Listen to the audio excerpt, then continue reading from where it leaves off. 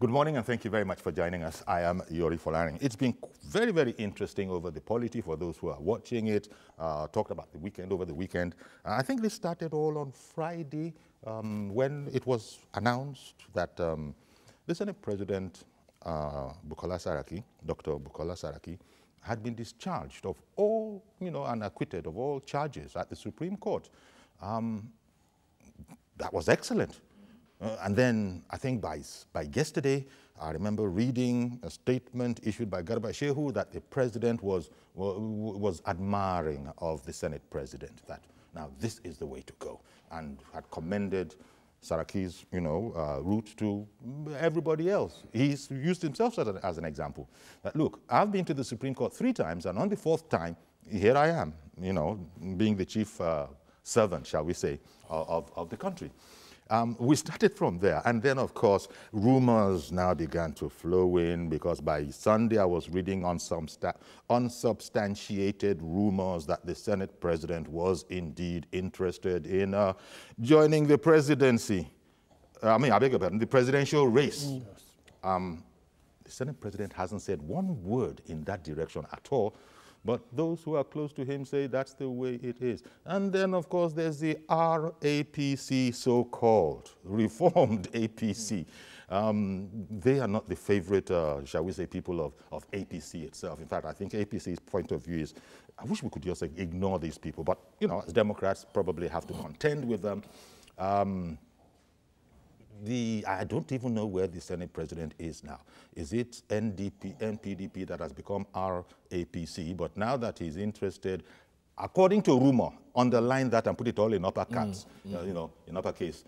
According to rumor that he's interested in the presidency come the 2019 race, alongside Atiku Abubakar and all the other big wigs that are in there, it is even alleged that now the calculus has changed. Gentlemen, my guest, first of all, I was so carried away, I didn't even remember to introduce you guys. And what can we do without you?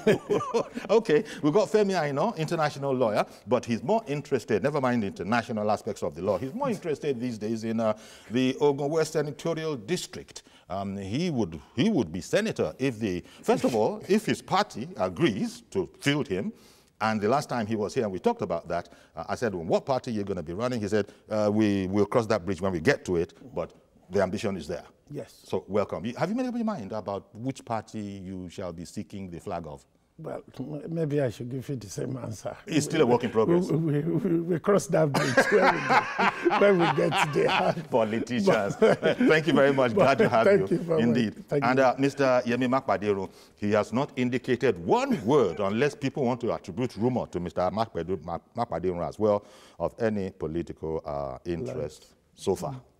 Well, thankfully, I'm not as encumbered as Femi, so I'm free. I'm a free agent. Great to have you, Yemi. Let me, strategy and governance expert. Let me start with you. The polity that, such as I was describing in a very tiny nutshell. What do you make of all of this? It's getting interesting, more and more interesting as we move towards 2019, right? Well, I think we need to first and foremost try to disaggregate your opening remarks, because a lot of issues were actually loaded into one, and that is reflective of the pace, at which a lot of things are happening, in the polity. And of course, this is not to be unexpected. We are 7 months to the general elections, and by this time in 2015, we had a very clear idea who the candidates for election will be, even though the opposition party then had not elected, a candidate. But it was pretty clear that it was going to be a certain General Muhammadu Buhari at that time. Now, 7 months to the 2019 election, it's really not clear yet. Even though one can conjecture that President Buhari is going to emerge, the candidate of the APC, but nobody can really now hazard any informed guess as to who will be confronting the president, for that coveted seat. Having said that, we need to look at the harm of the acquittal, the discharge and acquittal of the Senate president, on which I must actually congratulate him. It's been a topsy-turvy period for him for the past 3 years. And it's a good thing that he subjected himself, well, he had no choice anyway, to that rigor of proving his innocence. Now, with the legal victory achieved, it is left to be seen whether the moral burden will also be lifted. Okay. Because it is one thing, to get justice, as they say, in the law court. But like a famous legal luminary, the late Oputa, the revered Justice Oputa said, justice has many dimensions. Justice to the victim, to the state, and then of course to truth.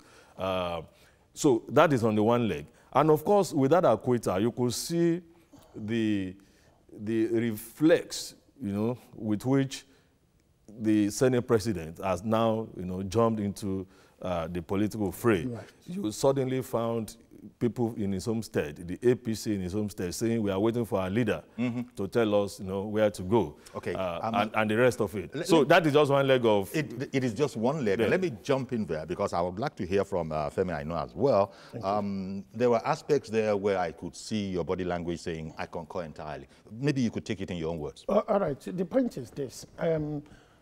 Saraki is now jumping into the limelight now because of what happened on Friday. But the issue is this. Well, he's always been in the limelight. Maybe not in the way in which he would prefer. I take your point. You can still be in the limelight and you still have these swords of the Damocles hanging on your head that, look, you have a corruption allegation which is against you. And if care is not taken, you will still go to prison. The corruption being false declaration of assets, specifically, for those who weren't following it. And the consequence of that is that even if he's found guilty, there's the likelihood they might ban him from contesting for any public office in future. And that is a very big burden. But we are talking about Saraki. But one thing we should, Saraki is one individual out of 170 million Nigerians. He has a war chest. And because he has a war chest, at least he's been able to fight right up to the Supreme Court. Okay. And that is something which is very vital. And the most important aspect is to see how we can make sure that this sort of what happened to Saraki doesn't happen at all. Either by making sure that as we go along, we review our cases, and also those who are charged with the responsibility of prosecuting individuals in our society, they are not mentioned in the political... Okay, you're talking about the lawyering aspect of the whole thing. It's not the opportunity that Saraki had. You spoke about his war chest, him being able to take it all the way to the Supreme Court. Yes. Many ordinary common Joes might not have had the wherewithal. Exactly. So you sort of want to note that. And by the way, this reminds me, the president even commended the judiciary. Well, he commended the judiciary that in spite of numerous problems, challenges, obstacles, they had done well. The president, as you remember, has had reason to be apprehensive that's one tip of the role of the judiciary. Okay, I take your point, but that's one tip of the iceberg. Okay. Commending the judiciary because of the Saraki acquittal is one thing. Getting justice in a very punctilious manner is another thing. And make sure that when cases come before the court, those cases are dealt with as soon as practically possible. Okay. Because justice delays, justice denies, The other fundamental point which I would like to mention is this. You see, the prosecutors, all these, whether EFCC and all of them, they need to be very careful by not playing into the gallery. People might make allegations, wide-ranging allegations, because they have political issues or scores to settle. The onus is on you as the prosecutor to look at the evidence critically. Are you accusing the prosecution of bias? Are you, as a lawyer, accusing the, prosecutions? Sometimes it's the Attorney General, sometimes it's EFCC, sometimes it's Code of Conduct. Are you accusing them of possible bias? It's one thing for me to make a general point. It's one thing for me to make a specific point. Yeah, but, I am not the general can be insinuating. Well, that insinuation could be right or wrong, but let's leave that. We can argue that from now to the end of the art. But the point I'm making is this. Don't forget, this Saraki prosecution, there has been allegations and counter-allegations that this is politically motivated, considering the fact that this prosecution was brought shortly after the man became the Senate president. But the point I'm making is this, okay? whether the political element is neither here or there, and I'm not accusing anybody specifically, but the point I'm making is this. And don't forget, the APC government has been consistently accused of going after some of their political enemies in their fight against corruption. That is in the public domain already. Okay. But I'm not saying that's what happened in this case. But what I'm saying is that you as the prosecutor, you have a duty to look at the evidence critically, and that you are not motivated by any political consideration whatsoever. And that's my point, and I hope that point gets across. Okay, I'm beginning to get something of a slightly clearer idea of where indeed you might pitch your camp when it comes to taking a flag in the light of some of those remarks there. But your prerogative entirely. Thank you. That was just one aspect of the whole thing. I mean, how do you see this whole R? Now they're giving that R. When it was NPDP, they used to give the N a small letter. I don't know why the R in the new RAPC is having an uppercase like the main name, but whatever. What do you think? I know that I've heard at some point that they should just be ignored, but maybe that was, you know, a bit wishful in terms of thinking. What do you personally, as an individual, you know, who will be voting and who has an interest at stake, like many other Nigerians in all of this, what do you think of the RAPC, so-called reformed APC? Mr. Folari, you see, I have heard a number of, analysts liking what is happening now to what happened between 2013 and 2014. But there are a whole lot of differences in all of these. In 2013, 2014, you had 5 key governors of the ruling party at that time, PDP, spearheading a revolt within the party. Not because they lost out in political contestations in their domain, but because they felt that the then president ought not to seek re-election based on some form of agreement about rotating the presidency between the North and the South. I think we should get that perspective very clear. You had 5 extremely powerful governors. One of them, the chairman of the Northern Governors Forum. The second one, the chairman of the Governors Forum in Nigeria. And, you know, with borrowing from Femi, a huge war chest, being the governor of, an oil-producing state in this country. Now, 4 years down the line, what is happening today? You have a group of people who have lost out in political contestations in their domains, and who really could see as politicians that they have no future, rather in terms of getting the ticket of their parties to return to the seat they currently occupy, or to aspire to any other office under the platform of that party. That was very clear as far back as 2 years ago. And so this is a case of self-interest, and they are entirely, entitled to it. So it is not something that is coming like, a bolt out of the blues. It is something that any, critical observer will have seen.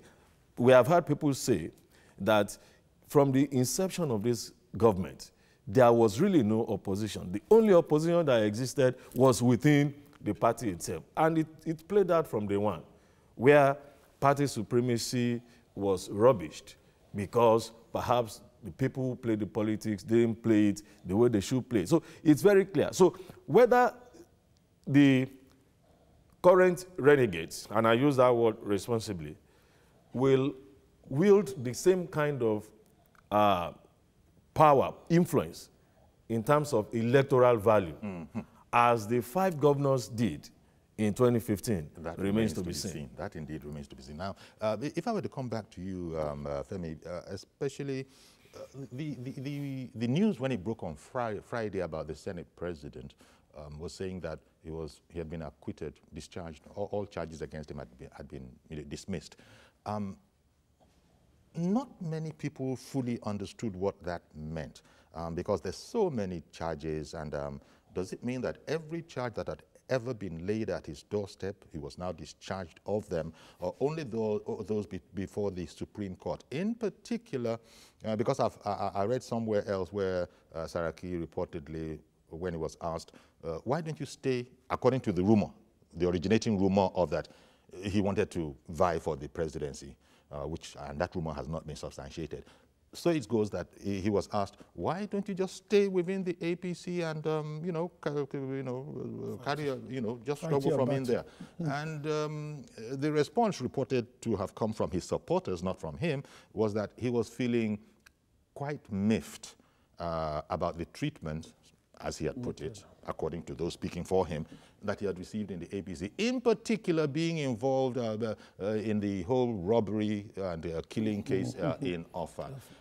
So is that still live? Is that investigation by the police still ongoing? No. You see, let's deal with it one by one, because the point is a bit loaded, but let me break it down. First of all, Saraki was actually charged before the Code of Conduct Tribunal. They started with 16 counts. Later on, they amended it to 18. And thereafter, in June 2017, the Code of Conduct Tribunal said he has no case to answer. Case closed. Then the prosecution now appealed to the Court of Appeal. The Court of Appeal, what is the essence of the appeal, is to review the decision of the lower court. And upon review, they said, look, 16 out of these are completely out of the window, but you can still proceed to prosecute him based on 3. Saraki was actually dissatisfied with that decision. So what he did was to move up to the Supreme Court. The Supreme Court now look at everything in the round and said, look, looking at the evidence, there is no direct evidence whatsoever that can link this man to the commission of all these offenses. So because of that, he has no case to answer.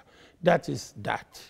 But as to whether Saraki has something to do with Offa robbery or not, the investigation of the police. By the police investigation, that's a different kettle of fish entirely. So that is still there. And if I'm Saraki, I will quickly write the police, bring it on if you have the evidence, so that I can easily deal with this if, in case, underneath, I still have any political interest, because if he's convicted and he has to serve a period of imprisonment, he cannot be the president of the country. But the point I want to make is this: yes, because you don't want a president who is a convicted person. Morally, that's not justified. But the point I want to make about this reform APC and what have you. Okay, going on today. Haven't cleared this whole matter. Yes, having cleared the legal. There still are other things dangling around his neck that he has to take care of. But there is another thing. Saraki himself, how he's going to, because I think my good brother actually mentioned this issue about moral burden and whatever.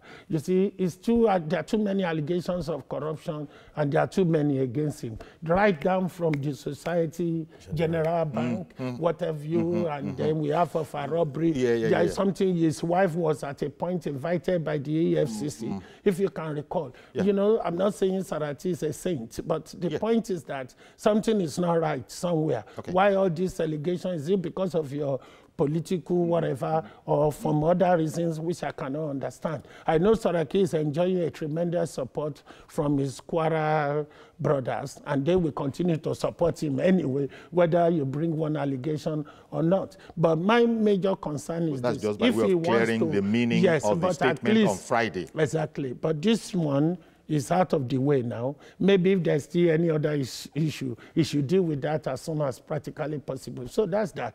But the major point about the reform APC, I'm very concerned, because some of these individuals behind the reform APC, they are spoilers. What they want to do, and I said this on your program last time, you didn't agree with me wholeheartedly. When I said this election in 2019 is not going to be a walk in the park for the president, and these are signs of things to come. We are talking about Galadima and others now. There might still be other disgruntled elements within the APC who are still going to come. This is reform APC. There might be on reform APC that will still crop up before the election. But my major concern is the response of the chairman, the newly elected chairman of the APC, because what he did was to go on the attack by saying these are disgruntled elements, they have no political value, these are people, this. I think I'm very concerned about that, because if I'm appointed as the new chairman, I don't think that's the approach I will take. I will probably start with the appeasement approach by calling these people and listening to them. And also we have to be very careful not to give people a platform. And the only way you can do that is just to keep quiet sometimes, because some of these people, they want to come in the limelight, and the next thing they want to do is to start making allegations and trying to spoil the show. But if you are not careful and you are reacting in that moment, if you are not careful, you will create more confusion. And what I'm saying to you is this: if in any organization, if you receive a letter of complaint, it may well be there will be wide-ranging allegations. And it could be very annoying, but the best approach is this. When I get it, and I get that day in, day out, I don't respond immediately. I just go and sleep over it 2 days or 3 days. Because if you respond in that heat of the moment, you can even create a lot of problems. And some of these people, what do they want to do? They want to hear sorry. And sorry is a neutral heart. Sometimes you say sorry to people, it doesn't mean you agree with where they are coming from. So you just want them to... I hear your advice. Do you understand? So this would be your advice to the chairman. And if we take that... This would be your advice to the chairman. That's mine. And if you take that approach and you continue that way, and it's going to cost them heavily in the long run. Well, again, that is your viewpoint, and it's indeed your prerogative, you're right. But when a bunch of guys come out and say that they indeed stand for the reformed organization that we are in right now, as you said, it's possible to ignore them or, just say that these people shouldn't be taken seriously. Reformed what? What are you reforming? Reforming what? How can a bunch of guys claim to have reformed a standing entity that is known up and down the line and that is agreed with by those who subscribe to its ideals? Now a bunch of you come out and say you are reformed. But yeah, maybe you just... Well, I'm looking at what exactly is the strategy behind all of this. And I think, Femi alluded to something about being spoilers. Now, if you looked at the composition of the RAPC, it largely consists of the NPDP. There you go. Now, with a joker of getting a former Buhari ally in Bala Galadima to now, or is it Buba now, Galadima, to now become the arrowhead of the new group. Now, the question I ask myself, why dump the nomenclature NPDP? I'd like to know that. Could it be that they felt that, no, this is not a brand that is making the right impact? Okay. And then you now decide to say, okay, let's make it reformed APC. Now, APC is a brand now. Yes. Let us leverage that goodwill by saying we can make it better. Now, so if they did that, it's still very well within their right. Now, what kind of alignment and realignment should they now be pursuing? Should they be pursuing a kind of realignment with new groups that are emerging, that seem to be fed up with the existing system? Or should they go back to a brand that they once derided and abandoned? And that is where I think they are confused. Because everything is pointing... The problem is I've been reading from the PDP in the press that you guys can't come back in here. We are concerning ourselves with loyal members that have stayed with us through thick and thin. When the other place has become too hot for you, you're now thinking of... Exactly. From Kogi to Kwara to Kaduna to so many other states, they are saying, hey, stay where you are. Because let's face it, those loyal members of PDP, yes, you want them to yield grounds to you at this 11th hour? So to me, it does appear to me that, yeah, we can't get what we want in APC, but let's do as much damage as we can to that party and see whether we could still be able to pick up some crumbs along the line. Which would follow in Femi's spoiler theory, Yes. that that is the way. Because that whole point that Yemi made, that, look, these people are the same exactly as the NPDP that have caused this whole trouble within the party. Now they're calling themselves by another name. You see, I don't know, because at the end of the day, you're not doing all this for yourself. You're doing it to get acceptance from the people who probably will put you where you need to be, since you can't put yourself there. Now, are the people stupid or something? I mean, why would people behave as if the people didn't have the same reasoning faculty as they did? Well, you know, people behave differently. And some people just behave to suit the occasion. One moment, please, before you go, please. so I won't disturb you. Yeah. Let me take Emmanuel, calling in from Otukpo. Good morning, Emmanuel.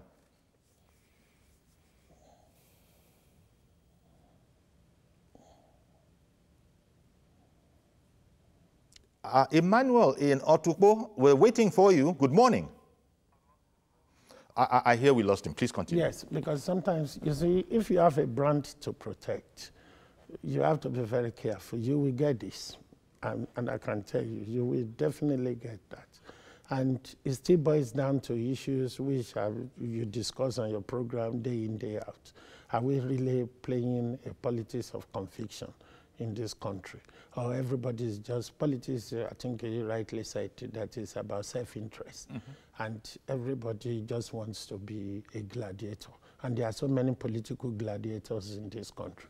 Everybody is playing the relevance game.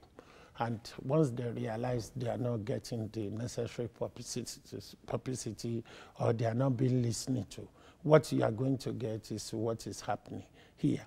You know, there are some headlines there that this RAPC, they've signed an MOU with PDP. Now, it shows the character of the people behind the reform APC.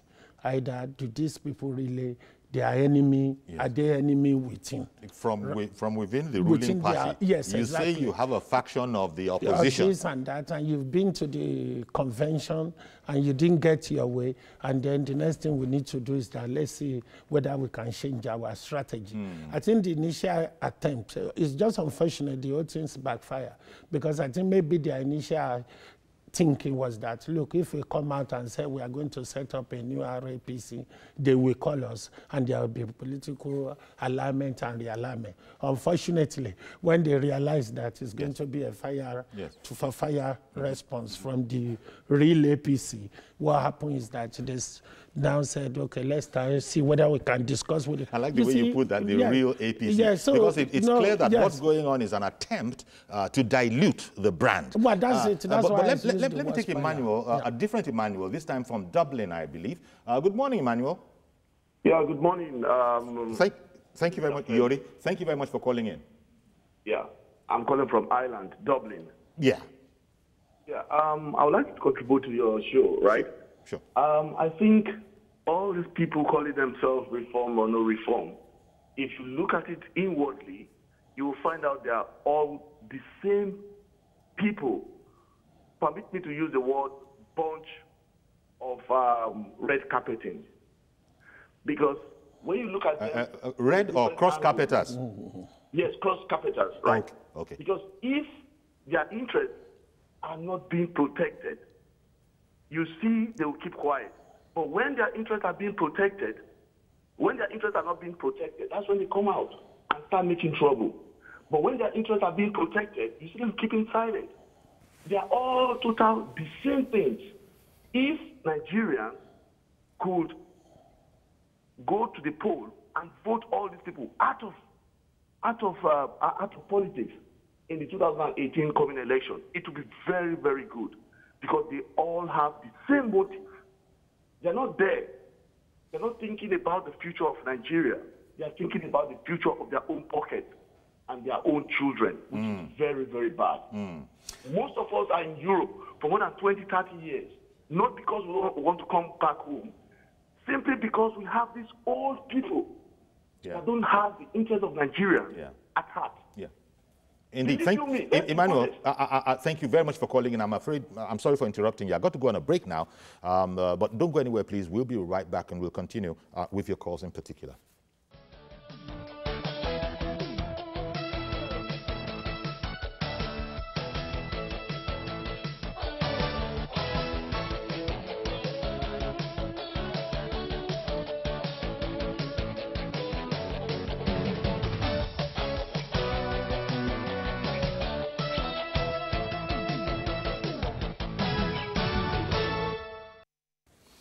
Welcome back, and still have with us Mr. Femi Aino and Mr. Yemi Makpadiron.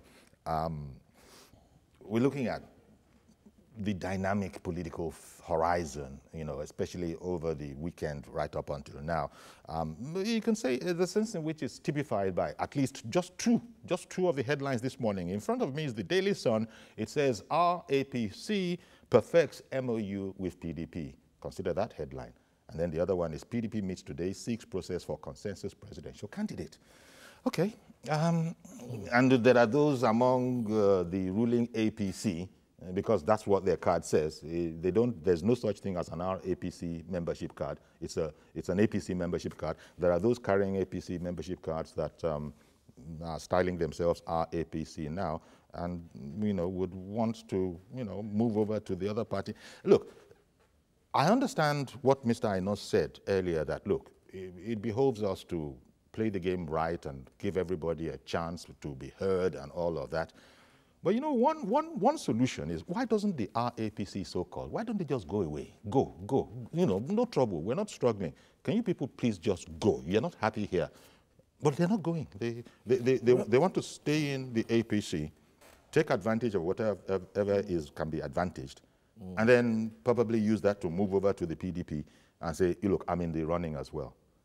How does all of that work? Well, you see, in politics, you also need to take note that when it comes to voting and elections, it's the numbers that count. While democracy or elections is not about unanimity, it's just about, most times, simple majority. One votes more and you have won. So we don't, whenever we have things like this, we shouldn't really be bothered. We won't expect everybody at every point in time to hold the same views and position.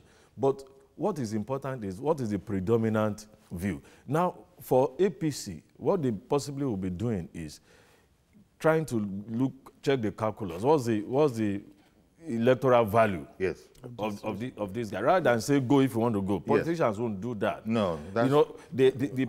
political parties are like churches. They don't shut their doors to anyone. Come in, we'll reform you.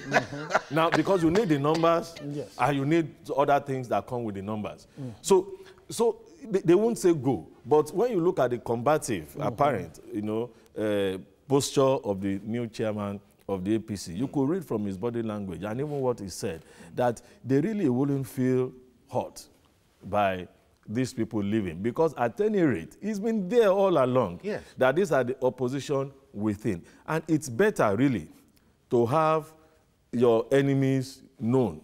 Let them be on the outside. The ones that are difficult to deal with are the ones that are inside. And let me also take this instance. There was so much hulabaloo when the Turaki Adamawa Alhaji Atiku Abubakar moved over to the PDP.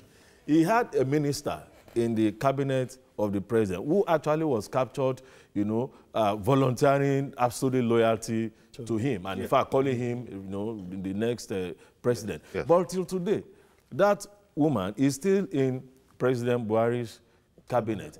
Could it be that she had decided to abandon, again, no word on that. No word on that. You have a Garba Shehu. Thank you. Even Garba Shehu, a prized asset of the former vice president, who was donated to President Buhari. Now, you now also have the current publicity secretary of the APC, who is a political godson of the Senate president, and who issued the first stinging report or statement on the RAPC. Now, the question is, could it be that, the House I mean, we are overrating these politicians. Are they intact? It's a different thing from when you look at, there is no doubt. It could also be the Nigerian thing of the more you look, the less you see in Nigerian politics. Let me bring on Mr. Adeniran, who, thank you for holding on all that while. Mr. Adeniran in Mushin, good morning. Hello, good morning, Mr. Yori. Thank you for calling in. My question is that this our APC, how long have they been in APC? For how long have they been in APC? Then secondly, why are they not coming now to protest that they are being marginalized? They have been there with APC for the past 3 years. Nothing was done. They did not raise their voices for people to hear that they are being marginalized. Why is it that we have elections 2009 at hand? They are not coming out to say they are being marginalized. Yeah. As a citizen, you understand their point. You understand where they are going. And we will not be deceived by these people. Okay. That is my take. Thank you very much. It's very much what Mr. Makwadinu explained earlier. Once it's going their way, they'll be quiet. Let me also land by saying that even in Bauchi, the homestead of the current speaker, the APC in the senatorial district of the speaker have openly come out to denounce his Buhari posture by saying, no, we don't want him again. And go and write it down. What has been happening, the trend since 2003, is that perhaps less than a quarter of members of the National Assembly return. Not because they don't want to return, but because they already overplayed their relevance. See, when we are in front of the camera, 3 days, 4 days in a week, there is a tendency for you to grandstand. Yes. There is a tendency to become, arrogant. And it has no bearing on your political value. Go and check, even those who have been speakers, who have been Senate presidents, since the advent of this democracy, how many of them today can deliver their local government even in a state election? So the fact that you are in an office confers on you immense influence and power. But outside that office, will you be able to wield the same influence and power? And that is what I think is haunting, is going to haunt even the RAPC. I hear 30 senators at the campaign by the end of the month. Let's wait and see how that plays out. Already in Kogi, Smart Adeyemi has been endorsed by the APC to replace Dino Melaye. And the PDP in Kogi West are saying, Dino, please stay off, don't come. So these guys eventually are going to be stranded with a few exceptions, like Saraki, who will possibly win an election continuously for the foreseeable future. By the way, talking about that, this whole matter about, for example, a Saraki winning elections continuously. Would you also agree with that point of view? Because just your take on that. Well, because it's one thing. If the rumor that is interested in the presidential race in the PDP going via the route of RAPC into former NPDP, I mean, it's so complex. Well, can I respond? Yes, please, yes, please. Let's leave the rumor aside. I think I agree. Okay, so that I won't interrupt you. Let me take Okorafo in Aruchuku. Good morning, Mazi. Good morning, Sayori. Good morning, our guest in the studio. Honestly speaking, Sayori, if you look at what is happening now, see, Nigerians' level of illiteracy too high and poverty too high. Come 2019, the election will still take the same pattern, give and take syndrome, and who is who in politics in your area. Because Nigerians have not learned anything. All this abracadabra that is happening on the screen, newspapers, people are not listening. What you have to is something that at the end of the day, people have a choice. They should me more in this country. That is why we have just said that if we have come to a level where people are in advanced terms of planning and terms of reasoning, by 2019, everything will take another dimension. But the way I've seen things, the way things are going, my brothers and sisters, Nigerians have not learned anything. So the thing is this, come 2019, what the politicians should be thinking about is that if Nigerians know themselves, they know their own, they know their thought and paper and things. You look at between from let me say 18 years or 19 years, you know who and who or he or that are believers.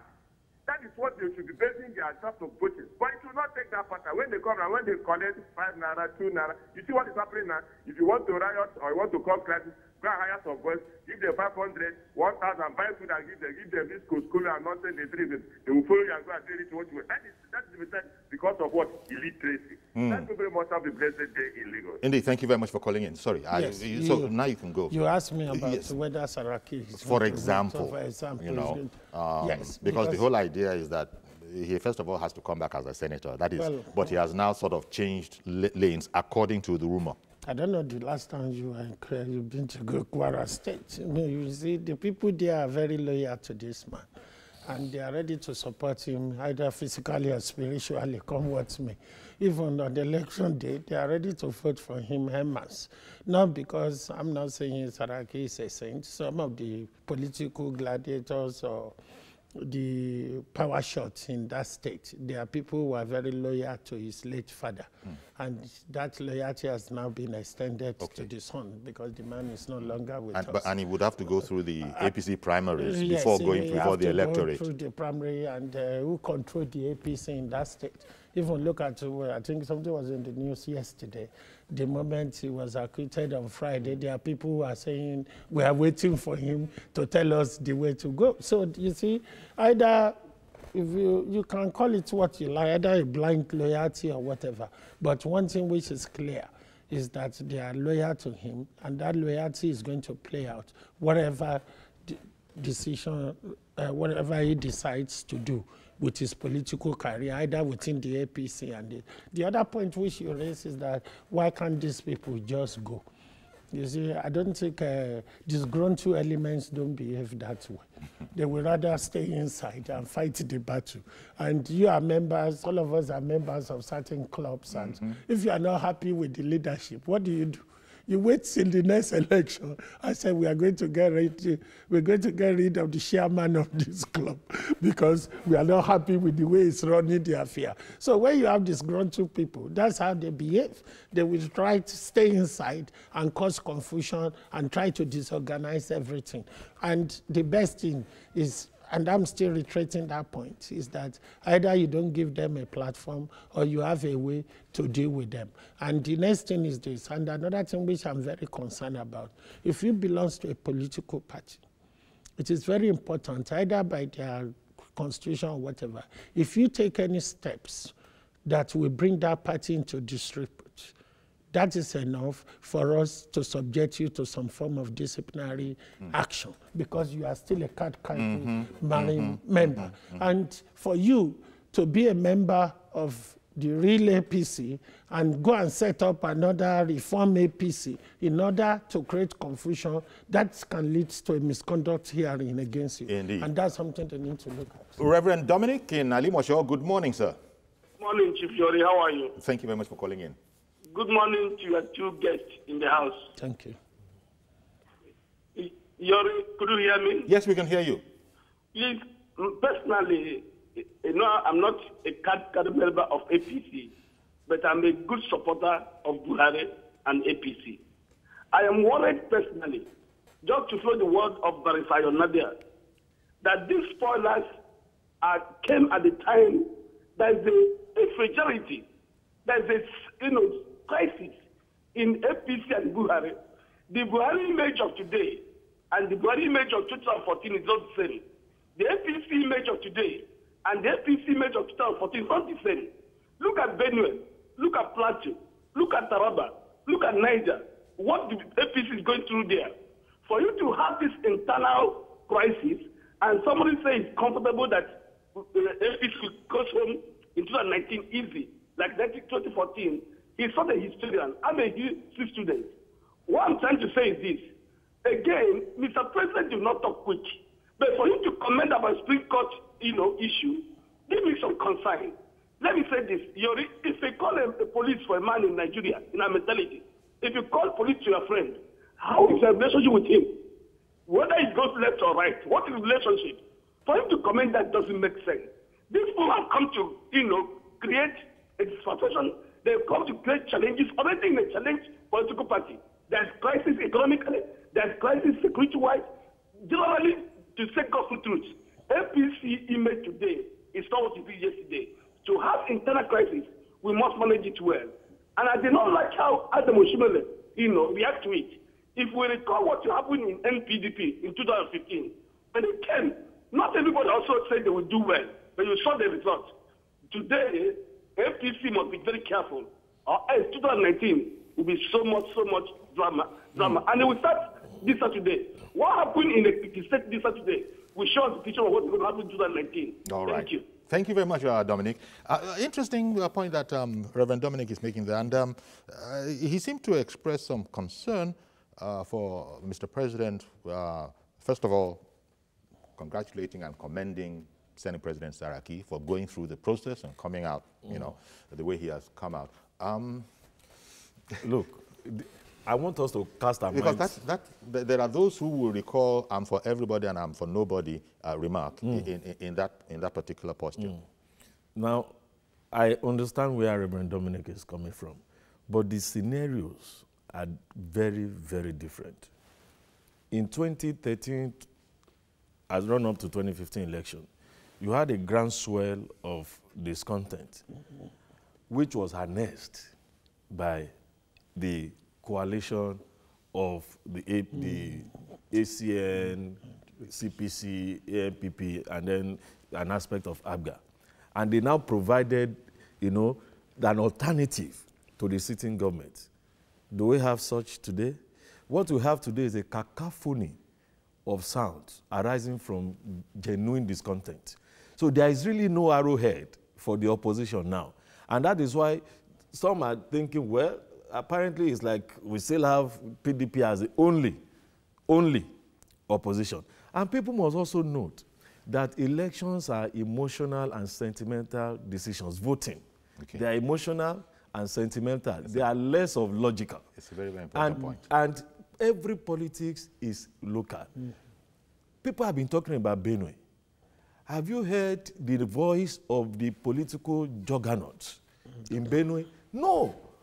In actual fact, if you remove the opposition that the CAN, Christian Association of Nigeria, well, not opposition, the agitation, the activism of the Christian Association of Nigeria from this whole matter, it will appear to you that nobody is really saying anything. There are 3 senators from Benue. A former Senate president is from Benue State. The Minister for Agriculture is from Benue State. Have you seen all of them, coalescing and saying we want the way forward for this? So that also tells you that there is more to it. That means that, in fact, more of the noise is here. More of the noise is here.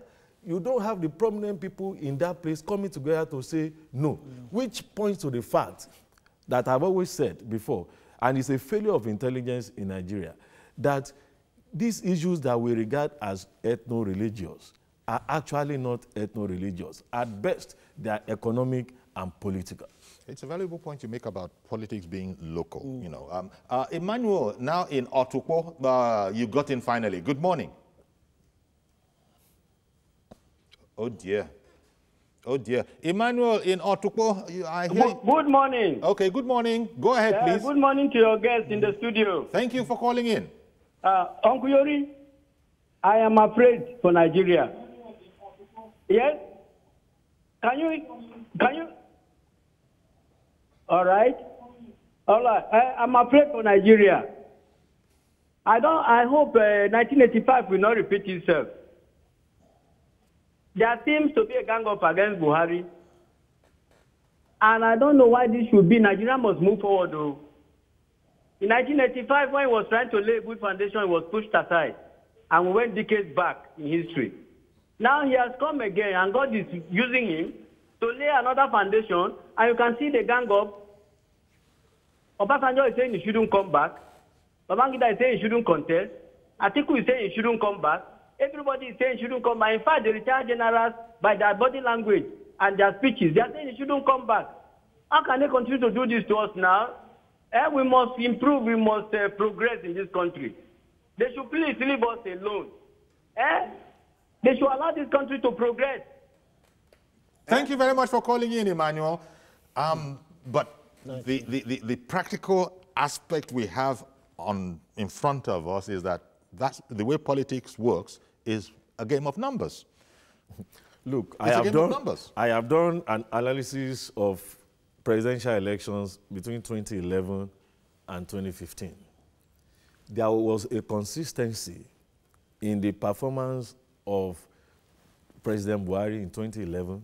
In fact, from 2007 till date, there is a block vote that he will get, even if he's 99 years old. And some have estimated it to be 12 million. But it can't be 12 million in 2011 and still be 12 million by 2019. Now, a lot of people are now saying that, oh, perhaps the challenges that this man has been having are constituted by this group of people.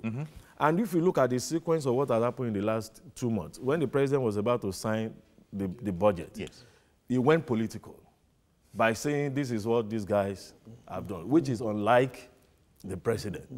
Now, he went on the offensive.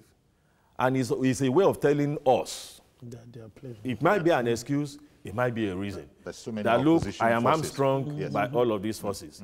And then these forces appear to now be coming out to identify themselves, that we are actually the ones that are not happy. And why are they not happy? Because they are not being carried along. Let me take Reverend Akitude in Ede. Good morning. Good morning. Please go ahead. Hello, good morning. Good morning. Thank you for calling in. Go ahead, please. Okay, good morning, my dear friend. It's a pity that Nigerians are always myopic about issues. We have the best president so far in the history of this country, laying foundation for the good governance, for the belief.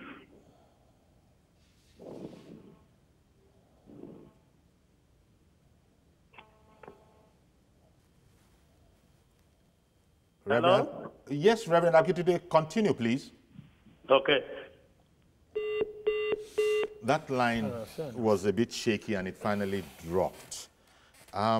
Okay, where he started from, I think he's very much pro the president, you know, because he was saying things, as you heard about. And I think he was going to perhaps go along the lines of Emmanuel calling him from Otukpo, who was bemoaning why we do these kind of things to ourselves. Reverend Akitude followed that and was saying that we had the best president. Yeah, so those are two individual viewpoints. And if you could get many, many other people in, they might see it differently. Yes. You want me to respond? Yes, if you'd like. Thank you. Now, the point is this. Let me respond to the Oturukpo man who said what happened in 1985 is likely to happen again. I think, no, that's not going to happen. I think what happened in 1985 is that President Buhari was actually overthrown as the head of state during the Buhari Diagbon regime. The military regime is an aberration. That's not going to happen. That's not going to happen. And it's not going to happen. So let's just leave that as a no-show. Because we have we don't any longer have a stomach for that kind of thing. Yes, exactly. Yes. The people are going to revolt and they will send them packing. So if there's any military officers who are thinking along that line, you see, gone are the days. That's what I'm going to say. But whether President Buhari is the best president so far, well, that's something we can debate from now to the end of the year. But I don't want to respond to that. But there's one particular... There's one particular thing you want to respond to. Okay, let me quickly take Gerald in Abuja, and then I'll come straight back to you for it. Yeah. Good morning, Gerald. Good morning, Uncle Yori. And Thank good you morning to the gentlemen. Good morning. Okay, so Uncle Yori, I know there's not enough time, so I will try to see what I can piece together. I'm not good at managing time under such, tense, situation. Okay. Uncle Yori, let me join those very tiny segments of Nigerians, as I've heard on your program this morning, who are actually hurting and sad, who can see beyond the popular negative narrative around. The narrative right now, let me not spend too much time, we already know, is that Buhari has failed. And I wonder, really, failed as to how things were before that was so good, for which just about 3 years ago we voted out via popular uprising, a government that has been in power for 16 years. Please, who is the next person coming in that is coming to correct it? Nigerians, unfortunately, are not thinking about this.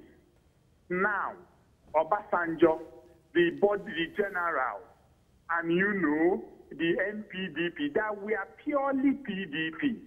Nigerians are not the ordinary folks on the street. They are not even thinking far. They are following the narrative of Buhari is killing or supporting killers that actually is said by these, generals, Obasanjo and the rest that don't want him in power. Where I'm going at essentially is not to lament, is to say that we are not ready for democracy. We think we are, but we are not. Democracy thrives in an enlightened populace. A populace that you do not pull rules over their eyes so easily, Uncle Yori. We are not there. For as long as a few select people can dance around, and when they are not having their way with Buhari that they cannot have their way with anyways, they get disgruntled and they begin to sponsor, hate campaign, falsehood, and the majority buy into it. We are not going far. We are going, unless God has another bigger plan, I think the will of these funny people that have kept Nigeria where it has always been will prevail. I can only pray it doesn't. But the problem now is not New PDP, it's not RAPC, it's not Bukola Saraki. It is the majority of our vastly naive, ignorant, gullible people that will always be taken advantage of. My last question as I go is, how can we address this? Thank you very much. We've completely run out of time, Gerald, but I think you've stated your premises masterfully. He's taken up all the time, but maybe you have something, maybe a nugget to add. No, the nugget is very simple. Yes. The APC should not think this election is going to be a walk in the park for President Buhari. And what they need to do... APC shouldn't take anything for granted? They should not take anything for granted. Okay, Thank you. I give you out of here. I think that's a valuable advice. And that's, you rested there too. Thank you very much, Messrs. Femi Aino and Yemi Mapade. We've completely run out of time, but I think I've got a few seconds to say thank you very much for staying with us. Join us tomorrow, same time, 10:30 in the morning. I'm Yori Fulani. Bye-bye for now.